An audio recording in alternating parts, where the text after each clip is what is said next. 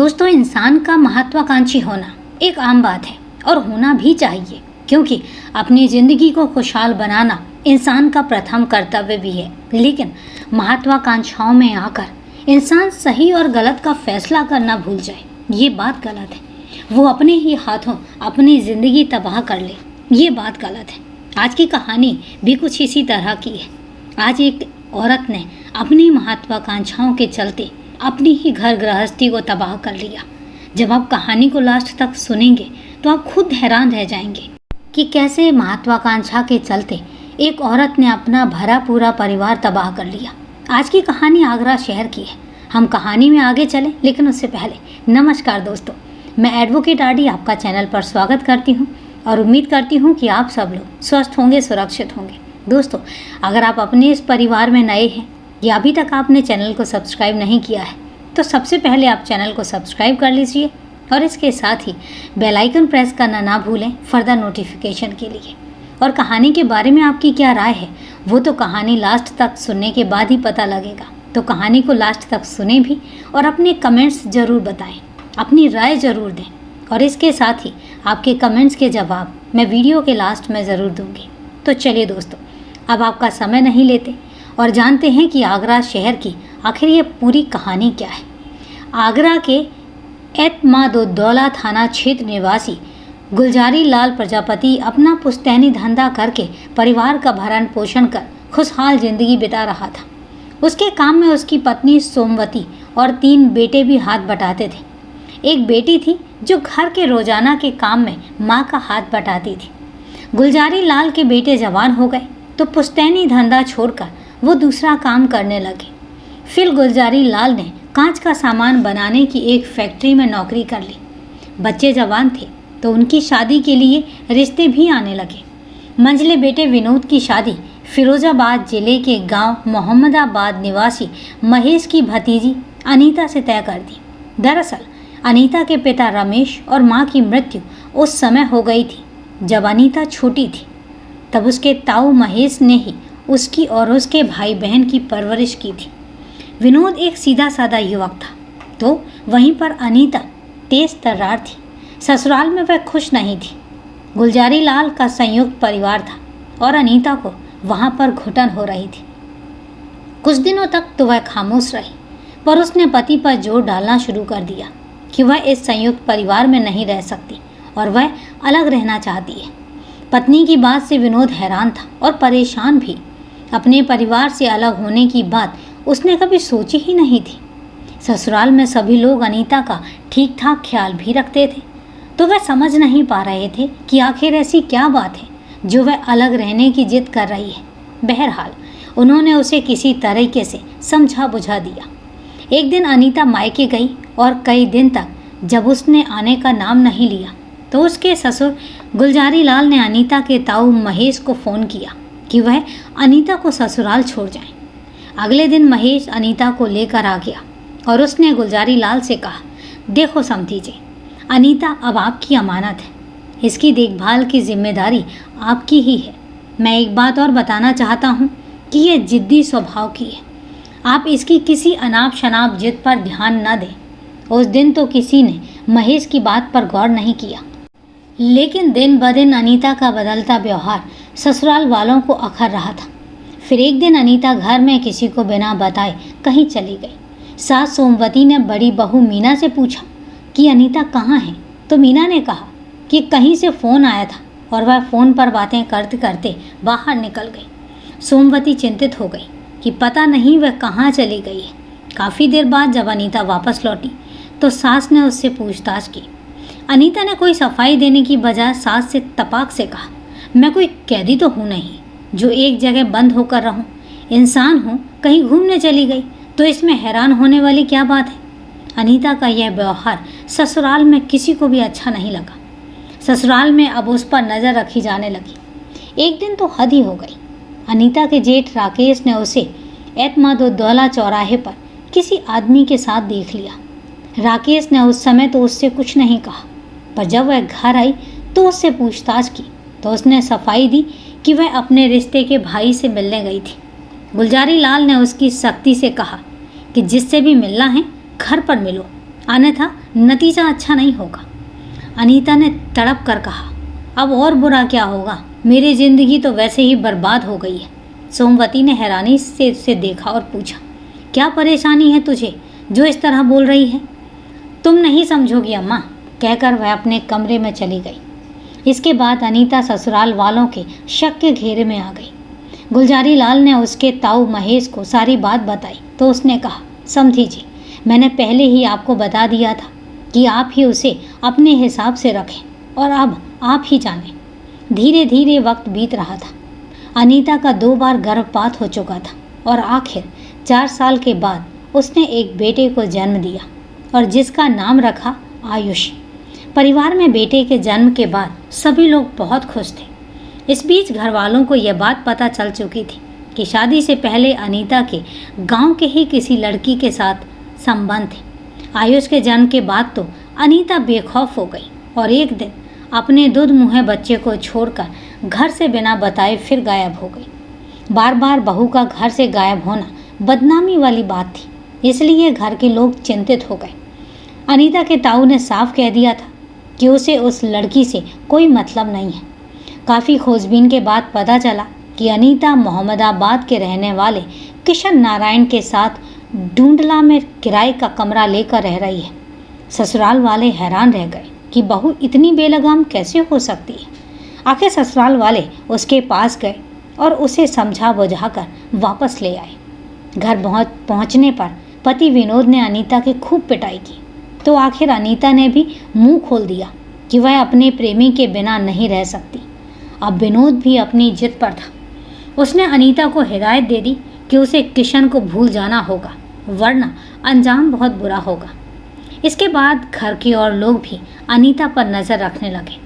उसका घर से कहीं आना जाना भी बंद कर दिया।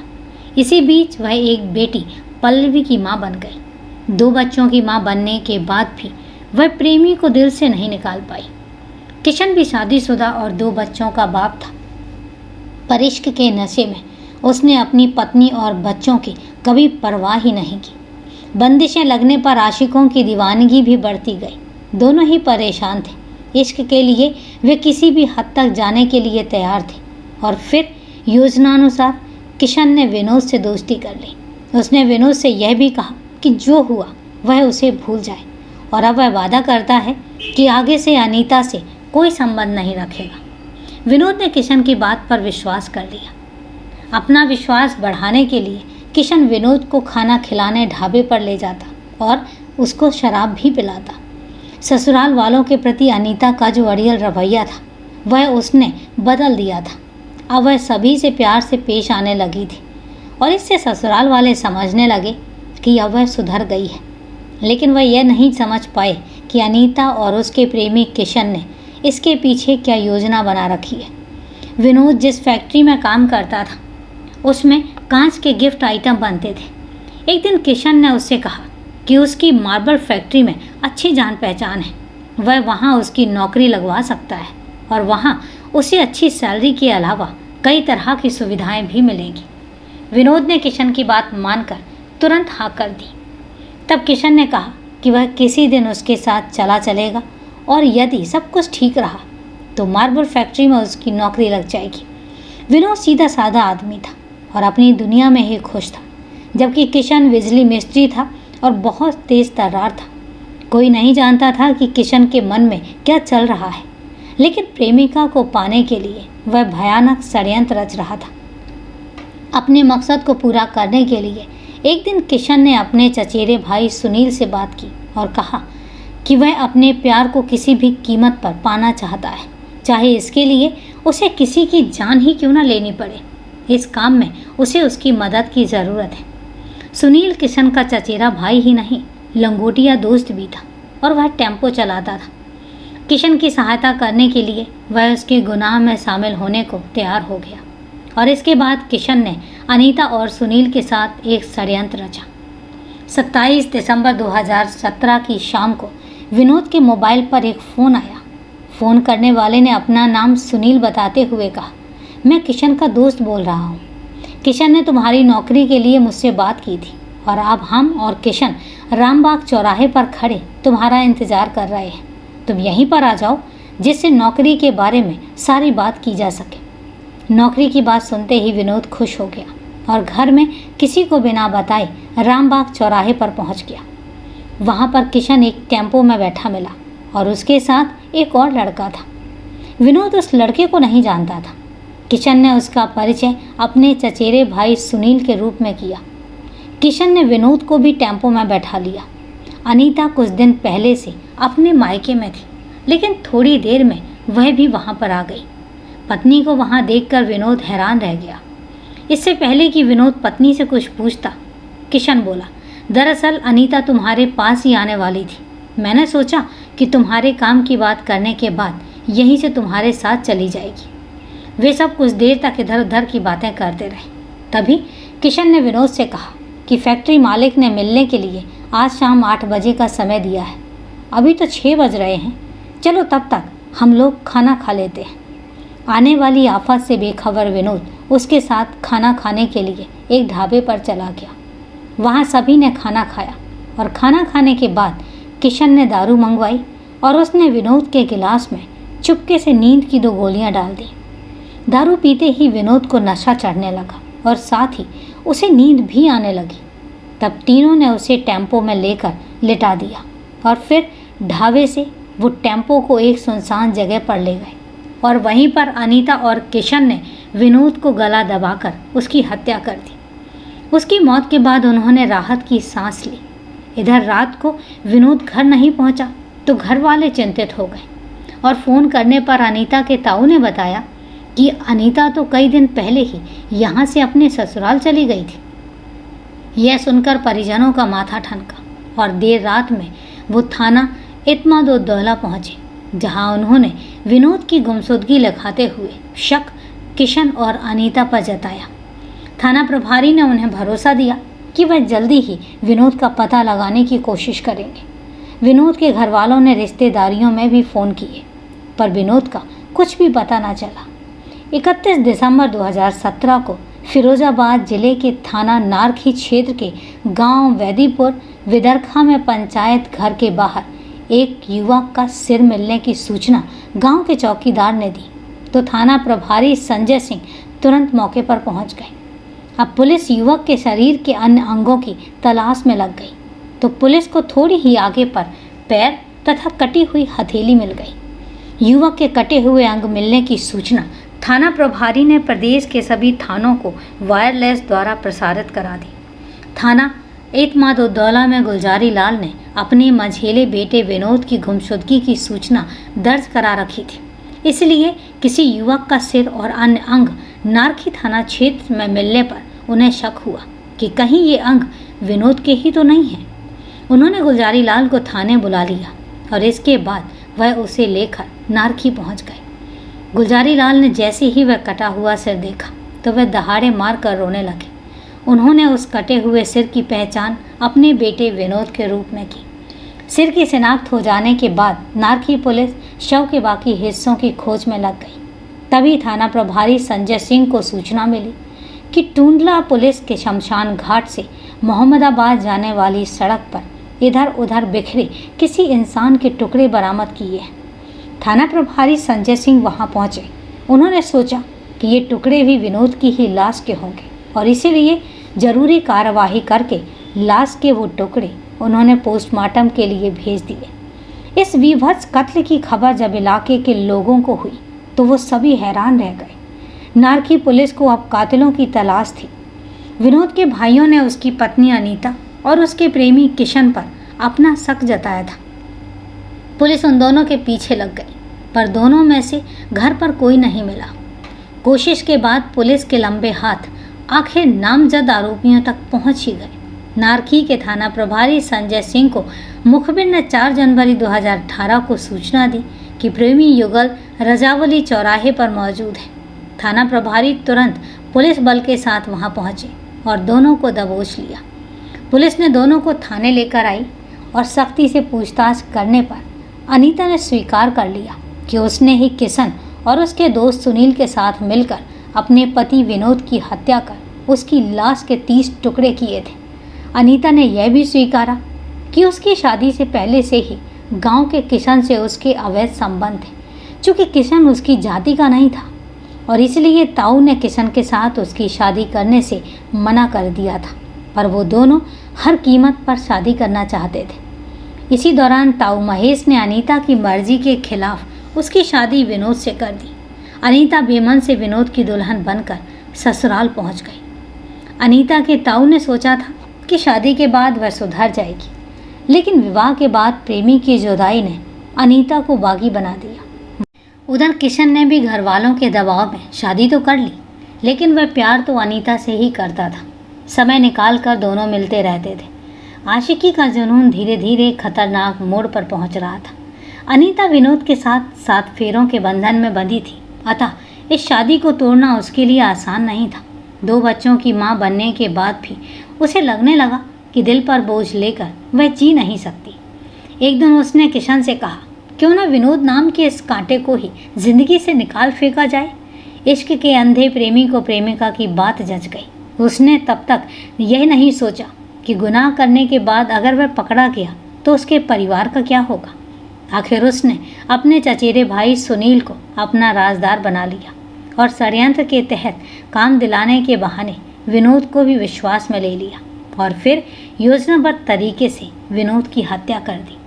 उन लोगों ने विनोद की हत्या तो कर दी, पर उनके सामने यह समस्या आई कि आखिर वो बचकर कहाँ जाएंगे और लाश को ठिकाने कहाँ लगाएंगे जिससे वो बच जाएं। वह टेम्पो से लाश को मोहम्मदाबाद शमशान घाट लेकर गए। वहाँ जमीन पर पॉलीथिन बिछाकर विनोद की लाश के 30 टुकड़े किए और फिर सभी टुकड़े पॉलीथिन सहित टेम्पो में रख लिए। टेम्पो लेकर वो मोहम्मदाबाद की तरफ बढ़ गए और रास्ते में चलते हुए एक एक टुकड़ा डालते गए। बांका भी उन्होंने एक जगह फेंक दिया और काम खत्म हो जाने के बाद सुनील अपनी राह चला गया और अनीता किशन के साथ टूंडला स्थित किराए के कमरे पर आ गई। विनोद का कटा हुआ सिर उन्होंने एक खेत में डाला था, पर जानवर उसे घसीटकर पंचायत घर के सामने ले आए, जिसे पुलिस ने 31 दिसंबर 2018 को चौकीदार की सूचना पर बरामद कर लिया। विनोद के शरीर के टुकड़े इकट्ठा करने के लिए पुलिस अनीता को अपने साथ ले गई और जब भी कोई टुकड़ा पुलिस को मिलता, अनीता दहाड़े मारकर रोने का नाटक करने लगती। जेल जाने और सजा पाने का डर उसकी आंखों में साफ नजर आ रहा था। इश्क की दीवानगी का सुरूर अब उतर चुका था। अब वो एक बेरहम कातिल के रूप में समाज के सामने थे, जिसे अब समाज शायद कभी अपना नहीं सकेगा। उसने रो रो कर कहा कि उससे बहुत बड़ी गलती हो गई है। माँ बाप की मौत के बाद वह अपने ताऊ के घर पर पली थी और अब उसके 2 मासूम बच्चे अपनी बदचलन कातिल माँ के कारण अनाथ हो गए। उनका भविष्य क्या होगा, यह सोच सोचकर वह बहुत परेशान थी। लेकिन दोस्तों, अब परेशान होने से होता क्या है, क्योंकि कत्ल तो हो चुका है, परिवार तो उजड़ चुका है। अब इसके बाद सिर्फ और सिर्फ पछतावा रह जाता है। तो दोस्तों, ये है पूरी कहानी और कहानी को लास्ट तक सुनने के लिए आपका तहे दिल से धन्यवाद। और अब सिलसिला शुरू होता है आपके कमेंट्स और मेरे जवाब का। तो मेरे पास जो सबसे पहला कमेंट आया है वो है सुषमा साहा जी का। As usual she is first, और इन्होंने कमेंट किया है कि दूसरे धर्म में विवाह मुझे बिल्कुल भी पसंद नहीं है। तो Sushma ji, person to person very करता है और ये आपकी चॉइस है, इस पर मैं बिल्कुल भी टीका टिप्पणी नहीं करूँगी। लेकिन सिर्फ एक ही चीज़ है जो मेरा अपना ओपिनियन है, वो थोड़ा सा डिफरेंट है। मुझे ऐसा लगता है कि कास्टिज्म जो हमें बनाने वाला है उसने नहीं बनाई, तो फिर हम लोग कास्टिज्म में क्यों पढ़ते हैं? क्योंकि हम आगे बढ़ने की बात सोचते हैं और मुझे नहीं लगता कि कास्टिज्म इतना बड़ा मुद्दा है। बट लीव इट, ये मेरा अपना ओपिनियन है, लेकिन आई रिस्पेक्ट योर ओपिनियन, क्योंकि आपका अपना एक ओपिनियन है और हमेशा हर किसी के ओपिनियन की रिस्पेक्ट की जानी चाहिए। तो थैंक यू वेरी मच आपके वैल्यूएबल कमेंट के लिए। और सबसे बड़ी बात है कि हम आज़ाद भारत में रहते हैं, तो अपने विचार खुलकर पेश किए जाने भी चाहिए, और आपने अपने खुलकर विचार रखे हैं, तो उसके लिए तहे दिल से धन्यवाद। Thank you very much. इसके साथ ही मेरे पास जो अगला कमेंट आया है वो ओलिवर जी का। ओलिवर जी ने कमेंट किया है कि thank you young lady for your time in narrating the story of crime. तो thank you very much Oliver ji, and I respect your point of view, और अच्छा लगा मुझे ये जानकर। लेकिन मैं इतना ज़रूर जानना चाहूँगी कि आप प्लीज़ जब नेक्स्ट कमेंट करें तो अपना नाम ज़रूर मेंशन करें, क्योंकि मुझे नहीं पता this is actually your name और समथिंग एल्स। तो प्लीज़ मैं चाहूँगी कि आप अपना नाम ज़रूर मेंशन करें। Thank you very much. इसके साथ ही खादिम जी का मैसेज आया है, कमेंट आया उनका पाकिस्तान से, और उन्होंने लिखा है वेरी सॉरी। खादिम जी, मुझे नहीं पता कि why you are saying sorry, और अच्छा लगेगा अगर आप मुझे सॉरी का रीज़न तो बता दें, क्योंकि अपने इस परिवार में सॉरी और थैंक यू इन सब चीज़ों के लिए जगह नहीं है। ये आपकी अपनी फैमिली है, और इस फैमिली में आप अपने कमेंट्स, अपने विचार कुछ भी आप पेश कर सकते हैं। आप लिख सकते हैं कि which type of thoughts you have. तो थैंक यू वेरी मच, और there is no need to say sorry, और मुझे रीज़न भी नहीं पता। अच्छा लगेगा अगर आप मुझे रीज़न भी बताएं। तो थैंक यू वेरी मच खादिम जी।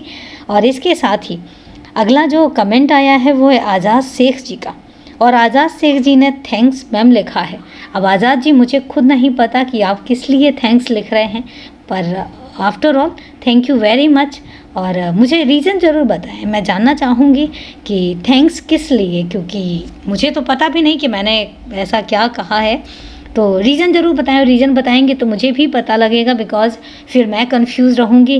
तो आई डोंट वांट दैट कि मैं भी कंफ्यूज रहूँ और सोचती रहूँ कि खादिम जी ने सॉरी क्यों बोला और आपने थैंक्स क्यों बोला। तो दोनों ही चीज़ें हैं, but still thank you very much. Thank you very much for your point of view. Thank you very much for your valuable comments. तो दोस्तों, आज के लिए इतना ही। कल फिर मिलते हैं क्राइम की एक सच्ची कहानी के साथ। तब तक के लिए सेफ रहें, सुरक्षित रहें और अपना ध्यान रखें। जय हिंद दोस्तों, जय भारत।